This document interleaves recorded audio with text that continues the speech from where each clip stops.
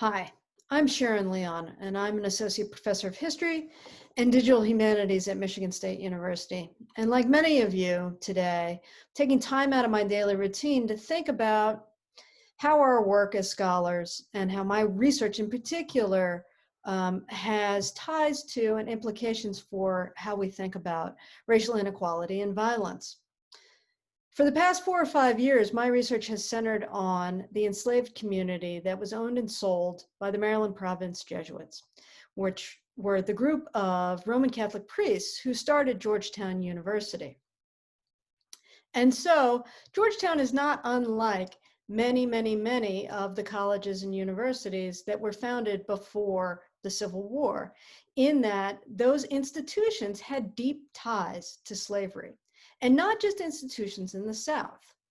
While Georgetown is in Washington, D.C., and the farms that the Jesuits owned were in southern Maryland, and there are lots of schools across Virginia and further into the South, North Carolina, South Carolina, that used enslaved labor, that had faculty who owned enslaved people.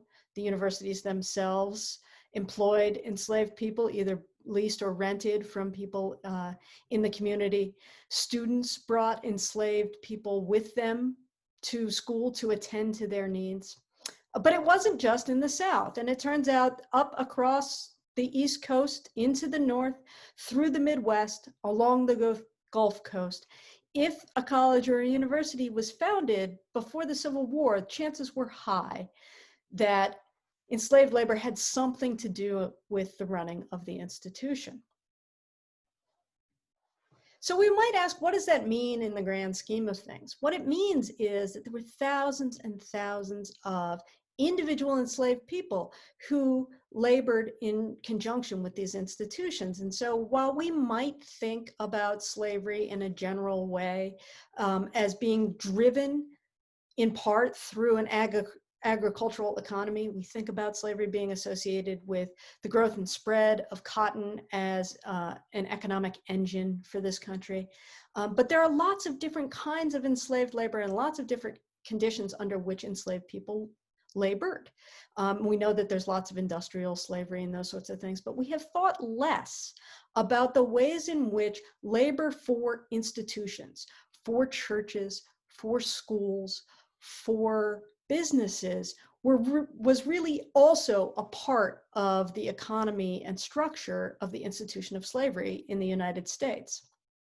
And so we can look at the archival record and we see all sorts of really disturbing things in the university records and the school records and the archival materials. So we could go to 1766 to New Jersey, to the College of New Jersey, which eventually becomes Princeton University. And what we find is that there's a slave auction in front of the president's house in 1776. Or we could go to the earliest medical schools in this country, King's College, which eventually becomes Columbia, or the University of Pennsylvania, where the physicians and the scientists working in those medical schools, and hence their students, are conducting early medical research. And they're doing so by way of courses in quote unquote comparative anatomy. And what they're doing to gain the material to have those courses is that they are trading in the cadavers of dead enslaved people. And so then do their anatomy comparison with those bodies. Or we could go to South Carolina in 1835 to South Carolina College, which eventually becomes the University of South Carolina. And what we find is that the college has hired a company, a local company, craftsmen, to construct a wall around the college. And the bricks for that wall were made by enslaved labor, effectively leased by the College of South Carolina College. Or we can go to Southern Maryland and into DC in 1838. And what we find is the nearly 280 enslaved people who were held by the Jesuits who ran Georgetown at that point, being sold en masse, all of them, almost all of them, to Louisiana in 1838. And the proceeds from that sale effectively make it possible for Georgetown to survive. Or we could go to Alabama in the 1850s, where we find enslaved women laboring on that campus, and we find that they are routinely subject to sexual violence.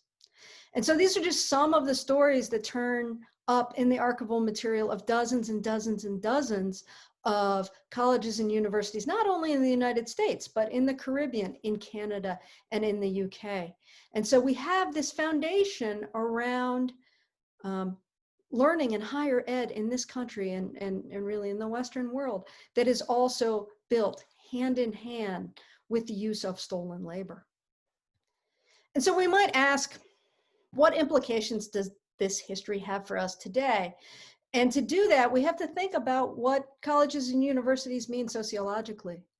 And they have, for generations in this country, served as multipliers and concentrators of economic and social capital. The students who go to these elite early universities become the office holders. They become the business leaders. They become the wealthy core of this nation. And as such, these white students, who are the only ones who are allowed to participate in higher education in these instances for the most part, they continue to hold those resources and pass them on to future generations. And what they don't do is open the doors to African American students, to formerly enslaved students. They don't share in that capital, and they don't share in that promise. And so we have generation after generation perpetuating the inequality that starts at institutions that have slavery in their past. And it means for today, for all of us who have attended these institutions or work at these institutions, that we carry some of the burden of that. They're primarily white serving institutions still today. Their faculty is primarily white. And there are historical reasons for the imbalance and inequality there. And slavery at the root of higher education is one of those reasons. And so today I want to ask us to think about whether or not you work at an institution that is implicated in slavery in its past or not. So I work at a land grant institution, and I know that the land that my institution stands on was stolen from Native American peoples. And so each of us works in an environment or studies as in an environment or are alumni from institutions that have these difficult histories that we need to grapple with. We need to tell the truth about our institutions of higher education. And we need to tell that truth so that we can enter into some obligation of reconciliation and repair. And that obligation of reconciliation and repair means different decisions about admissions.